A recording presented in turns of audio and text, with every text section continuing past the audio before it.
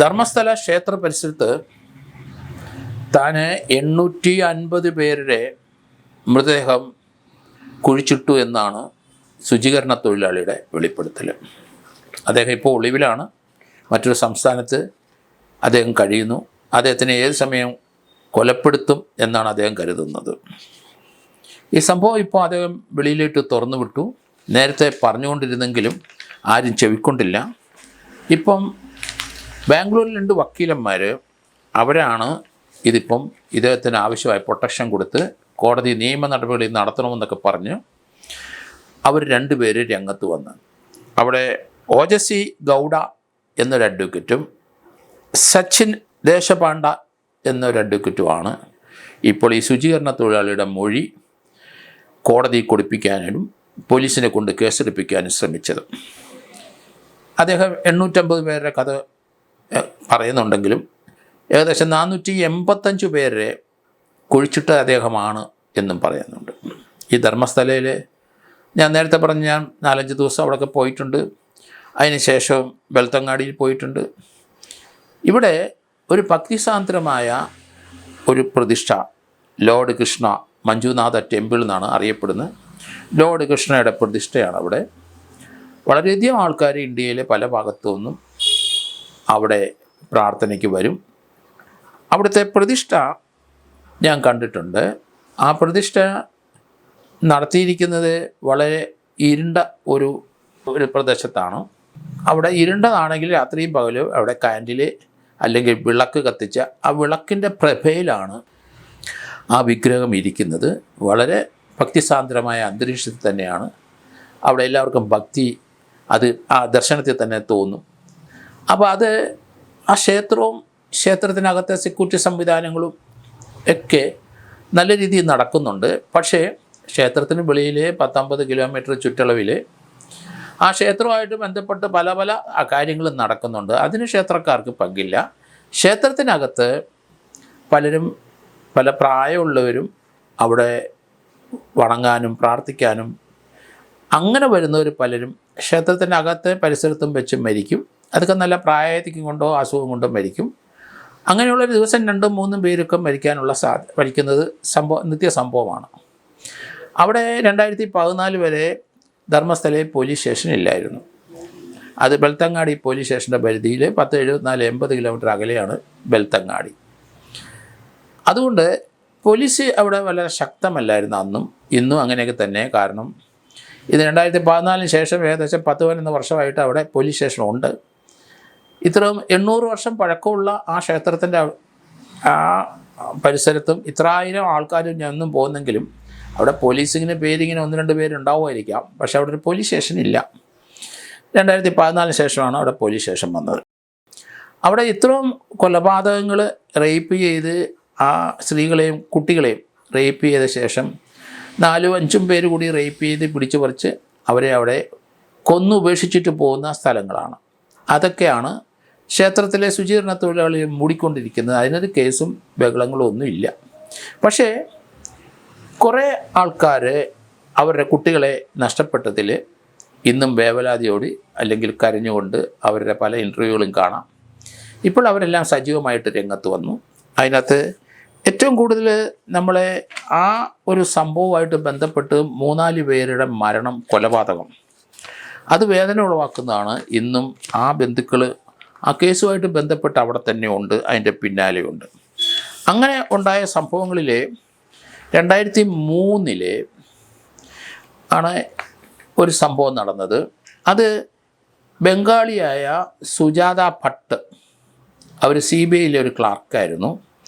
അവരുടെ മകള് അവിടെ MBBSന് പഠിക്കാൻ വന്നു. അവർ ഈ ക്ഷേത്രത്തിൽ ആ കുട്ടികളെ ഒപ്പം ഉടുപ്പിയിലെ കോളേജിലാണ് MBBSന് ആ കുട്ടി ഫസ്റ്റ് ഇയർ പഠിക്കുന്നത്. കൂട്ടുകാരുടെ ഒപ്പം അവർ ക്ഷേത്ര ദർശനത്തിന് വന്നു. അവിടെ പരിസരത്തുള്ള ക്ഷേത്രത്തിൻ്റെ അടുത്തുള്ള ആൾക്കാരും അവിടെ ദർശനത്തിന് ഉണ്ട്. ആ കുട്ടികളുടെ ഒപ്പമാണ് ഈ പെൺകുട്ടി സുജാത ഭട്ടിൻ്റെ മകള് അനന്യ ഭട്ട് എന്ന് പറയുന്ന 18-19 വയസ്സുകാരി വന്നത്. പക്ഷേ അവിടെ വെച്ച് ആ കുട്ടി ഡിസപ്പിയർ ചെയ്തു. അതിനെ ആരോ തട്ടിക്കൊണ്ടുപോയി. അതിനെ കൊന്ന് അതിനെ വലിച്ചെറിഞ്ഞു. ഈ സംഭവത്തിൽ അത് ആ ശുചീകരണ തൊഴിലാളി അങ്ങനൊരു വെട്ടിമൂടിയ കൂട്ടത്തിലും ഇതും വെട്ടിമൂടിക്കപ്പെട്ടു എന്നാണ് വരുന്നത്. എങ്കിലും അമ്മ അനന്യ പട്ടിനെ അന്വേഷിച്ച് ബംഗാളിൽ നിന്ന് വന്നു. അവർ പോലീസ് സ്റ്റേഷനിലെല്ലാം കയറി ഇറങ്ങി. അന്ന് 2003 ധർമ്മസ്ഥല പോലീസ് സ്റ്റേഷനില്ല. അതുകൊണ്ടാണ് അവർ ബെൽത്തങ്ങാടി പോലീസ് സ്റ്റേഷനിൽ പോയി പരാതിപ്പെട്ടു. അവർ പരാതി സ്വീകരിച്ചില്ല. അവരെ ആട്ടി ഓടിച്ചു. അവർ നിത്യം പരാതിയായിട്ട് മകളെ തപ്പി അവിടെ വന്നപ്പം അവരെ ആക്രമിക്കപ്പെട്ടു. അവരെ ഗുണ്ടകൾ ഘാതകരാകാം, അതുമായിട്ട് ബന്ധപ്പെട്ടവരാകും, ഇവരൊരു ശല്യമായിട്ട് വന്നു. അവരുടെയൊക്കെ കേസുകൾ വെളിയിലോട്ട് വരും എന്ന് കണക്കാക്കി അവരെ കൊല്ലാൻ ശ്രമിച്ചു. അവരെ അടിച്ചു വീഴ്ത്തി ഭീകരമായിട്ട് അവരെ ഉപദ്രവിച്ചു. 57 ദിവസം അമ്മ സുജാത ഭട്ട് കോമായിൽ കിടന്നെന്നാണ് പറഞ്ഞത്. അതിനുശേഷം അത് ആശുപത്രിയിൽ നിന്ന് ഡിസ്ചാർജ് വാങ്ങിച്ചു. അവരിപ്പം സജീവമായിട്ട് രംഗത്തുണ്ട്. തൻ്റെ കൊച്ചിനെ MBBS ഫസ്റ്റ് ഇയറിന് ഉടുപ്പി ചേർത്തതാണ്. അമ്മ ബംഗാളിൽ നിന്ന് വന്ന് കൂടെ വന്ന് കൊച്ചിനെ അന്വേഷിക്കുകയും അവരെ കാണാതെ പോയ കുട്ടിയെ കണ്ടെത്താനായിട്ട് വേണ്ടിയിട്ട് അവർ ശ്രമിക്കുകയും അതേസമയത്ത് വരുന്ന വാർത്തകൾ അവരുടെ കൊച്ചിനെ ആരോ റേപ്പ് ചെയ്ത് കൊന്ന് വലിച്ചെറിഞ്ഞിട്ട് പോയി, അങ്ങനെ അടക്കിയ കൂട്ടത്തിൽ അടക്കിയിട്ടുണ്ട് എന്നുള്ള വാർത്തകളും വരുന്നുണ്ട്. ഇത് 2003 ഈ സംഭവം. ഇപ്പോൾ ഏകദേശം 2025 അപ്പോൾ 22 വർഷം മുമ്പ് അന്ന് ആ കുട്ടിക്ക് 18-19 വയസ്സുണ്ടെങ്കിലും ശരി, 40-41 വയസ്സെങ്കിലും ഇന്ന് ആ കുട്ടിക്കുണ്ട്. അപ്പോൾ അത് ഒരു സംഭവം. അത് സജീവമായിട്ട് അന്വേഷിക്കണമെന്ന് പറഞ്ഞ് പ്രായമായ അമ്മ ഇപ്പോഴും അവിടെ ഉണ്ട്. മറ്റൊരു സംഭവം 1986 ഒരു മലയാളി കുട്ടിയാണ്. അത് സ്കൂളിൽ പോയി 10-17 വയസ്സേ ഉള്ളൂ. അങ്ങനെ വരുന്ന കൊച്ചിനെ കാണാതെ പോയി. ആ കുട്ടി അവിടെ ബെൽത്തങ്ങാടിയിൽ ഒക്കെ മലയാളി ഒരാൾ രാഷ്ട്രീയ ചിന്തയും CPM ചിന്തയായിട്ട് നടന്ന് പ്രസംഗിക്കുന്ന ഒരാളുടെ മകളാണ്. അതിലുള്ള വൈരാഗ്യം കൊണ്ടാണോ കൊച്ചിനെ കൊണ്ടുപോയി കൊന്നതെന്ന് അറിയില്ല. ആ കുട്ടിയെ കാണാതെ പോയി.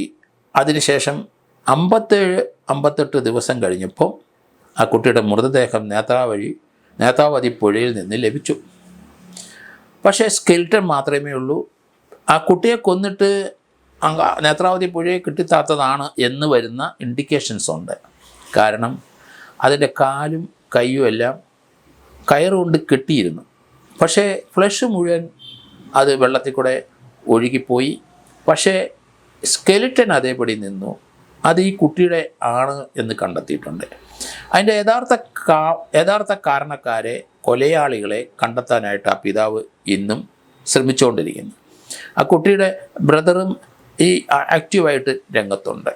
ഇത് 1986 സംഭവമാണ്. അപ്പോൾ 39 വർഷം അവിടെ തന്നെ ഇപ്പം കഴിഞ്ഞിരിക്കുന്നു. ആ കുട്ടിക്ക് അന്ന് 10-16 വയസ്സും ഇന്നുണ്ടെങ്കിൽ 50-55 വയസ്സ് വരും. അതിൻ്റെ ബ്രദർ ആ കേസിൻ്റെ അന്വേഷണമായിട്ട് മുന്നോട്ട് പോകുന്നുണ്ട്. അതോടൊപ്പം തന്നെ വേറെ ഒരു 6-7 കേസ് കൂടെ ഇതേ രീതിയിൽ ആക്റ്റീവായിട്ട് അവിടെ ചർച്ചാ വിഷയമാണ്. അതിൻ്റെ അന്വേഷണം നടക്കുന്നുണ്ട്. അവരെയൊക്കെ സജീവമായിട്ട് രംഗത്ത് 8-10 പേരുടെ കേസുകളാണ് ഇപ്പോൾ സജീവമായിട്ട് രംഗത്ത് വരുന്നത്. ഇപ്പോഴവിടെ ശുചീകരണ തൊഴിലാളി വെളിപ്പെടുത്തിയ വിവരം അനുസരിച്ച് അയാൾ 485 മൃതദേഹങ്ങളോളം അദ്ദേഹം അനാഥ മൃതദേഹങ്ങൾ കുഴിച്ചിട്ടിട്ടുണ്ട്. അപ്പോൾ അയാൾ പറയുന്നത് അതിൽ ചിലരെയൊക്കെ പേര് ഇയാൾക്കറിയാം, ആരാണ് അവരെ ഉപദ്രവിച്ച് കൊന്നതെന്ന് അറിയാം. അതൊക്കെ പറയണമെങ്കിൽ തീർച്ചയായിട്ടും എനിക്ക് പ്രൊട്ടക്ഷൻ വേണം.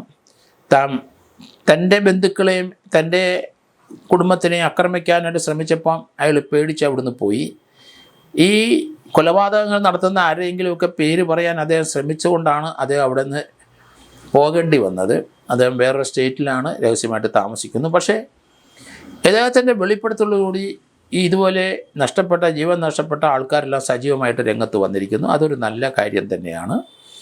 ഏതായാലും ആ അമ്പലത്തിൻ്റെ പരിസരത്തും അമ്പലം വിട്ട് ദൂരെ 10-30 കിലോമീറ്റർ അകലെ മുതലേ അമ്പലത്തിലേക്ക് വരുന്ന ആൾക്കാരെയാണ് ഈ ശല്യങ്ങൾ ചെയ്തു വരുന്നത്.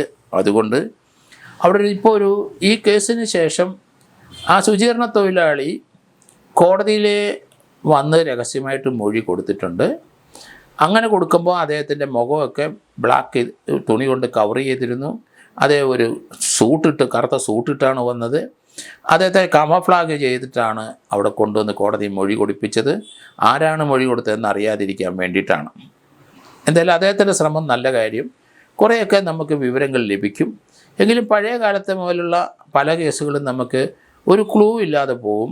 കാരണം ആ സ്കെൽറ്റൻ എടുത്താൽ തന്നെ ആരാണെന്ന് നമുക്കറിയാൻ കഴിയില്ല. അവരുടെ ബന്ധുക്കൾ ആരാണെന്ന് അറിയത്തില്ല. അവരൊക്കെ മൺമറിഞ്ഞ് പോയിട്ടുണ്ടാവും. അതുപോലെ 1986 പ്രതികൾ പലരും ഇപ്പം മൺമറിഞ്ഞിട്ടുണ്ടാവും. അതുപോലെ 2003 അവരൊക്കെ ആകുമ്പം പ്രതികൾക്ക് 10, 50, 55 ഒക്കെ വയസ്സായിട്ടുണ്ടാവും. എങ്കിലും ഏറ്റവും അവസാന കാലഘട്ടത്തിലെ കൊലപാതകങ്ങളിൽ കൂടുതൽ ശ്രദ്ധ ഓങ്ങുന്നതാണ് നല്ലത്. അതിനൊക്കെ അവർ കാണാതെ പോയ ആൾക്കാരുടെ ബന്ധുക്കൾ സജീവമായിട്ട് രംഗത്തുണ്ടെങ്കിൽ കുറേയൊക്കെ സ്പെഷ്യൽ ഇൻവെസ്റ്റിഗേഷൻ ടീമിനെ അവിടെ ഇപ്പം രൂപീകരിച്ച അവർക്ക് മുന്നോട്ട് പോകാൻ പറ്റും. കാരണം മൊത്തമായി 10,000 പേരെ ഇതുപോലെ അവിടെ മറവ് ചെയ്തിട്ടുണ്ട്. അങ്ങനെ മറവ് ചെയ്ത ശുചീകരണ തൊഴിലാളികളൊക്കെ അവരും ഇപ്പം മരണപ്പെട്ടു പോയിട്ടുണ്ടാവും. ഇപ്പോഴും ഇദ്ദേഹത്തിൻ്റെ ആ വെളിപ്പെടുത്തലാണ് ഏറ്റവും സജീവമായി അദ്ദേഹം 2014 വരെയുള്ള 1985 മുതൽ 2014 വരെ ഈ ശുചീകരണ തൊഴിലാളി അവിടെ കുഴിച്ചു മൂടിയ ഡെഡ് ബോഡിയുടെ കാര്യങ്ങളാണ് അദ്ദേഹം പറയുന്നത്. അതിനകത്ത് ലേറ്റസ്റ്റ് 2014 വരെ കാര്യങ്ങൾ വന്നിട്ടുണ്ട്. അപ്പം മലയാളി പെൺകുട്ടി 1986 മരിച്ചതും, അതുപോലെ തന്നെ സുജാത ഭട്ട് എന്ന് പറയുന്ന ബംഗാളികാരിയുടെ മകൾ മരിച്ചത് അത് ആ ഒരു കേസും, അതുപോലെ സജീവമായി അന്വേഷണവുമായിട്ട് പിന്തുണ പ്രഖ്യാപിച്ച് അന്വേഷണവുമായിട്ട് കുട്ടികളെ കണ്ടെത്താൻ ശ്രമിക്കുന്ന കുറേ ആൾക്കാരുടെ അവരുടെ കേസുകളെല്ലാം സജീവമായിട്ട് ADGPയുടെ നേതൃത്വത്തിൽ രൂപീകരിച്ച ടീം അന്വേഷിച്ചാൽ കുറേയൊക്കെ പ്രോഗ്രസ് ഇതിനകത്ത് ഉണ്ടാക്കാൻ നോക്കും. കാരണം ആ ബോഡി എവിടെയാണ് കുഴിച്ചിട്ടതെന്ന് കൃത്യമായി പല കേസിനകത്തും ശുചീകരണ തൊഴിലാളിക്ക് പറയാൻ നോക്കും. അദ്ദേഹത്തിന് ആവശ്യമായ പ്രൊട്ടക്ഷൻ കൊടുത്ത് അതെല്ലാം കണ്ടെടുത്ത് അങ്ങനെയുള്ള കേസിൽ മാത്രം മുന്നോട്ട് പോകണം. അതേസമയത്ത് അദ്ദേഹം പറയുന്നുണ്ട് ഒരു സ്ഥലത്ത് ഏകദേശം 100 ഡെഡ് ബോഡി അദ്ദേഹം കുഴിച്ചിട്ടു എന്ന് പറയുന്നുണ്ട് പല വർഷങ്ങളെടുത്ത്. അപ്പോൾ അവിടെയൊക്കെ ഇനി അവിടെ മാന്തി നോക്കിയാൽ സ്കെൽറ്റൻ മാത്രമുണ്ടോ, ആരുടെ സ്കെൽറ്റനാണ് എങ്ങനെയാണെന്ന് നമുക്കറിയത്തില്ല. അവരുടെ ബന്ധുക്കളുടെ ആരെങ്കിലും അതിനകത്ത് സംശയം വന്നിട്ടുണ്ടെങ്കിൽ അവരുടെ DNA നോക്കിയെങ്കിൽ മാത്രമേ അതിലേക്ക് നമുക്ക് ലീഡായിട്ടുള്ള എന്തെങ്കിലും വിവരങ്ങൾ ലഭിക്കുകയുള്ളൂ. അതുകൊണ്ട് വളരെ ബുദ്ധിമുട്ടുള്ള ഒരു ഇൻവെസ്റ്റിഗേഷനാണ് അവിടുത്തെ പോലീസിന്. എങ്കിലും ആ ഒരു അന്വേഷണം മുറുകുന്നതോടുകൂടി അവിടെയുള്ള ആൻറ്റി സോഷ്യൽ എലിമെൻ്റ് എല്ലാം അവിടുന്ന് സ്ഥലം വിട്ടു പോകും. കുറേയൊക്കെ അതിശക്തമായ പോലീസ് നടപടി ഉണ്ടെന്നൊരു ധാരണ വരണം. അതുപോലെ തന്നെ ഇനി അങ്ങനെ ഒരു സംഭവം ഉണ്ടാകാതിരിക്കാനുള്ള സഫീഷ്യൻ്റ് പോലീസിനെ അവിടെ പോസ്റ്റ് ചെയ്തിട്ട് അത് പെട്രോളിംഗ് ശക്തമാക്കി ഇങ്ങനെയുള്ള ആൻറ്റി സോഷ്യൽ എലിമെൻസിനെ മുഴുവൻ പിടിച്ചകത്താക്കണം. കുറേയൊക്കെ നമുക്ക് ആൾക്കാരുടെ ജീവൻ രക്ഷപ്പെടുത്താൻ കഴിയും.